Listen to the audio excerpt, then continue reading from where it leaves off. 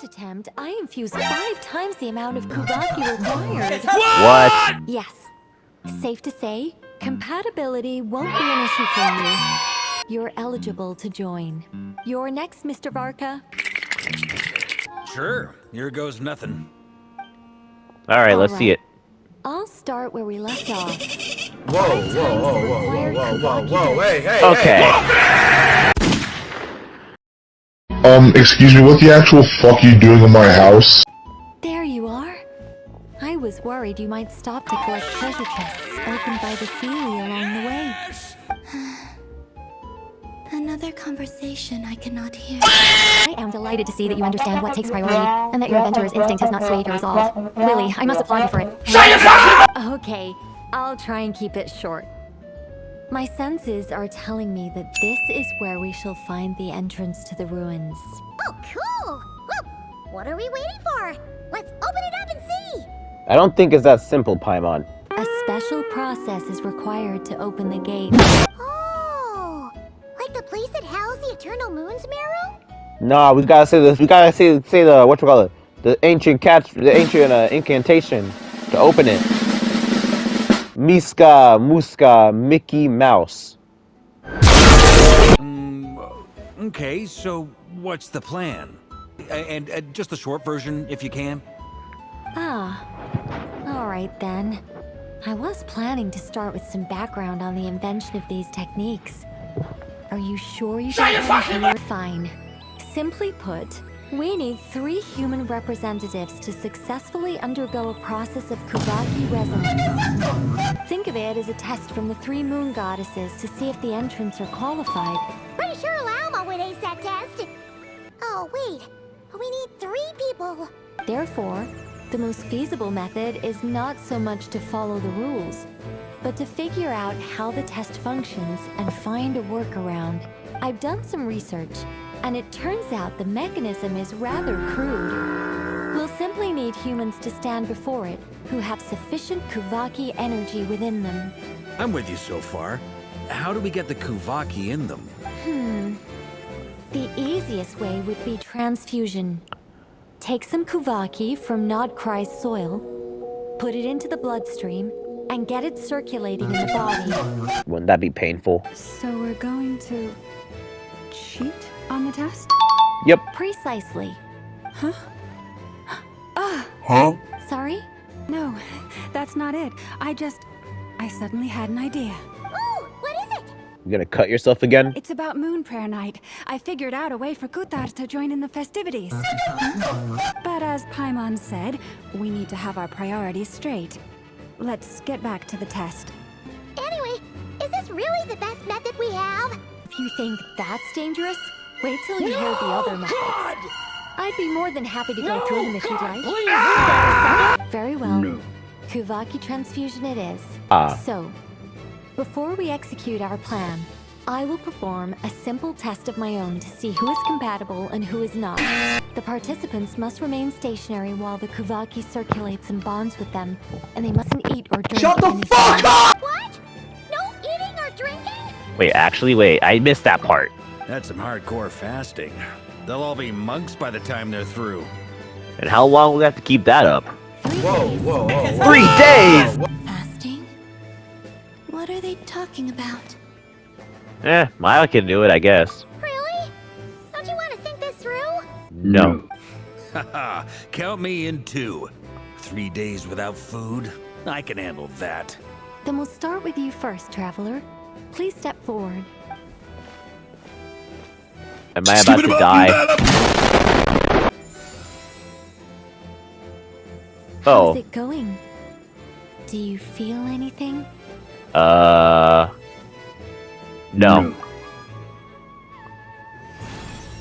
How about now? No.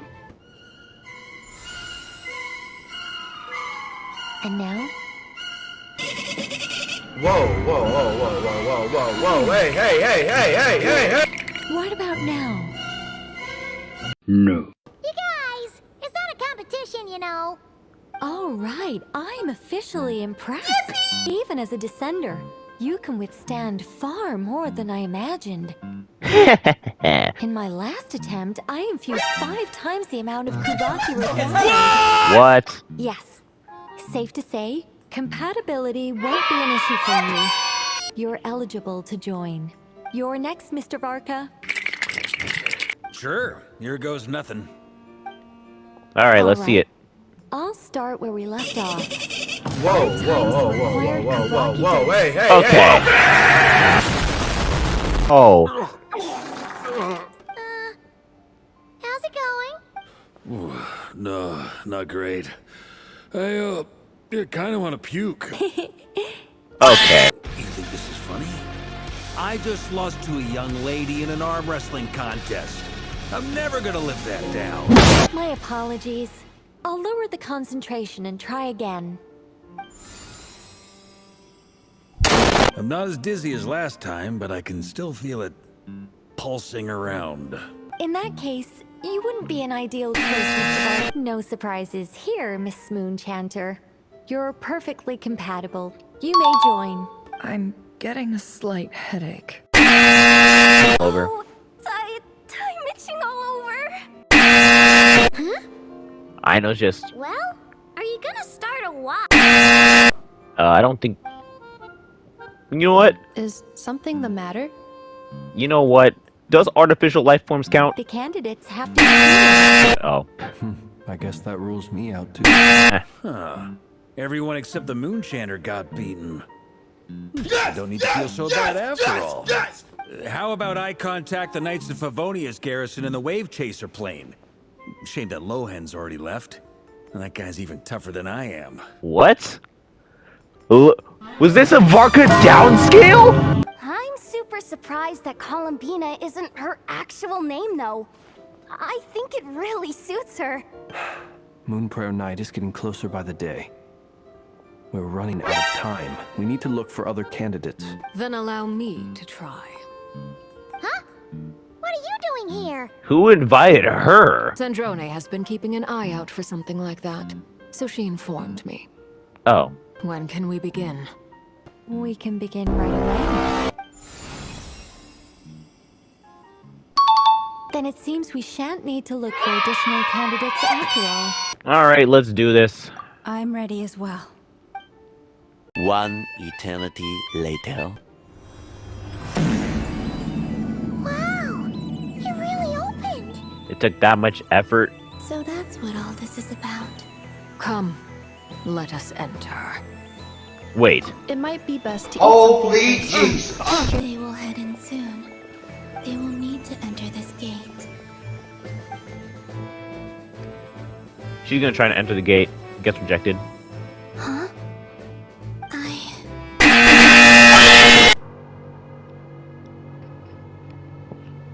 Are these people... Judging by their clothes, they appear to be phantom Hyperboreans from the distant past. That could mean they have some clues about the moon goddess's name, right? The moons are long gone, and their goddesses are dead. Their names no longer mean anything. When a new moon goddess is born, we will surely know her name. Whoa. Is this our destination? A few inches later. Oh, it's a mural. The humans. You could stop the scale. There's a whole bunch of artwork in here. Seems pretty old. Nicole, this is probably your area of expertise. What do all these paintings mean? Let me see. That looks like the 3 Moon Sisters. To understand these murals requires some knowledge of the history surrounding. I think we got it. I think we should save this when we get back. Oh no, it's no trouble. I'd be delighted to share the time again. Vat's 3 moons and their goddesses were brought into being by the will of Nibelung, the then ruler of Teyvat. But when the heavenly principles came, they changed the world completely, down to its very foundations. Okay, so Nibelung was the OG, right? The true OG. Created Teyvat, was ruling it. The heavenly principles came along, took the keys and then changed everything. The moon goddesses were nowhere near strong enough to challenge this entity. But the heavenly principles did not view them as heretical entities that had to be removed. Alright, so, like, the moon sisters were like, they couldn't stop this. But the heavenly principles were cool with them. Essentially, the three moons existed to keep this planet alive and operational, which did not directly conflict with the heavenly principles' aims. Nevertheless, the inherent precariousness of this arrangement would soon be revealed. And because they were basically on chill terms, the heavenly principles were just like, you know what? If you could keep this place from not imploding on itself, you can live. Nibelung returned. Yes. Oh, Nibelung spins it back. He did, and thus began the War of Funerary Flame, a battle for dominance between Nibelung and the heavenly principles. Oh, nah, Nibelung spins back the block. Discord would soon emerge between the three moon sisters. One would voice the opinion that they should follow Nibelung, for it was he who first hung the moons in the sky. Another would argue that taking sides in the conflict would only bring the world closer to ruin. There was no telling where it would lead, especially since their creator had returned, bearing the perilous power of the abyss. Nibelung would eventually discover their disloyalty. He had all three imprisoned before transforming the moons into weapons with which to fight against the heavenly principles. The Marrows? What? Weapons? Yes. The very moons that had once defended the planet became instruments of death and destruction, striking terror into the hearts of all living things. And although the heavenly principles and the three moon sisters had once been at peace, it now seemed that the moons posed an unacceptable threat to Teyvat. It is possible that the heavenly principles did not know of the goddess's imprisonment. If so, the weaponization of the moons would surely have been viewed as an intentional breach of the peace agreement. Regardless of who knew what, when, the heavenly principles shattered two moons and flung the other beyond the skies. Okay, so after Nibelung spins back the block, they were all like, hey, I don't know about this. I ain't trying to get launched into another war. We clearly aren't the top G, you know? So then, Nibelung's like, hey, I heard that. Imprisons all of them, becomes Yoru and turns them all into weapons. The heavenly principles finds out and basically doesn't shoot first and ask questions never, and then kills two of the moon goddesses and then throws another one away. Whether the goddesses managed to escape Nibelung's captivity after his fall, nobody knows. But this much is certain. From that day on, the moons no longer belonged to Teyvat. The rejection slowly drained their power until eventually they passed away. So the only way we can keep Columbina on our team, which they'll definitely have to do if they want marketing and money, is to somehow find a way for Teyvat to accept these guys. So that's the full story. Our investigation has yet to bear fruit. We must hurry. Yeah, you're right. Alright.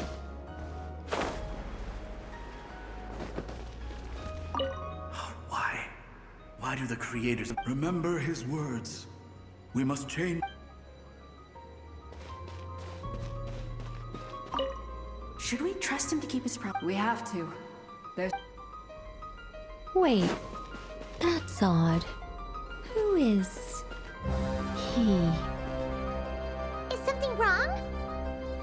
No, not really. It's just that over 30 possibilities emerged in my head, so I can't be sure who he is. It's been too long. My memory isn't as sharp as it once was. Okay. 30? Wow! Whew, we're finally here! Guessing we'll need to activate this thing? Indeed. I was a little worried about that at first, but as we got closer, I sensed that the Kuvaki within it flows unimpeded. It should be functioning normally. The only issue is how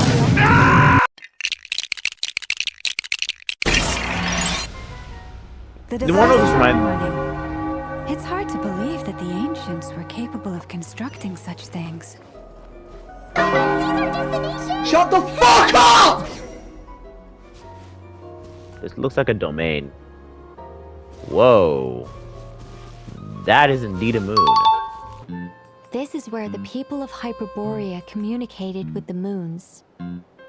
We need only place the moon marrow upon this platform on Moon Prayer Night, and we shall be able to open a portal to the moon and send our moon goddess back home.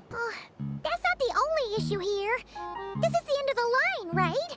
We've explored everything we can. Yet we don't have her name. And despite looking at historical artwork and talking to people from Hyperborean times, we're still no closer to learning Columbina's name.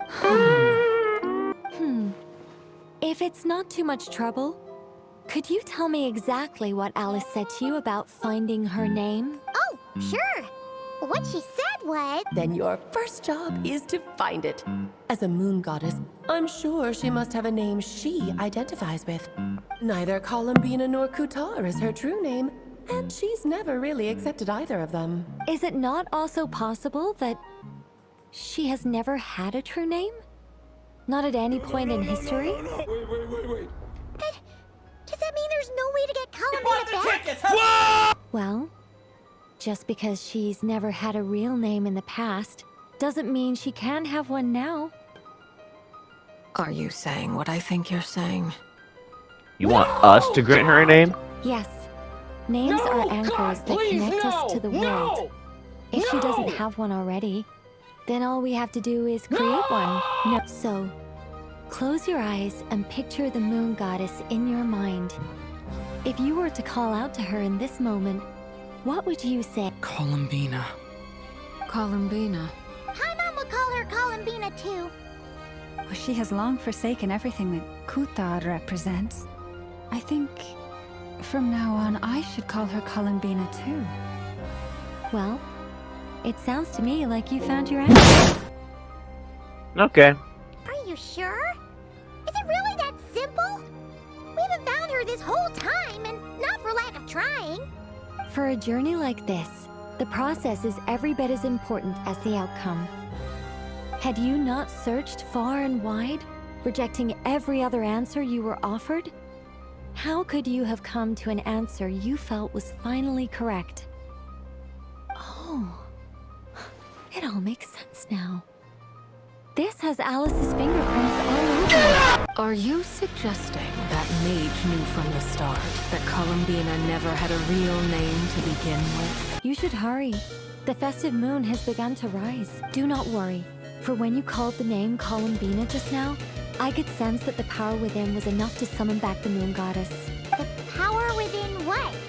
The name? Yes. So, the thing is... What's wrong now? This is so annoying.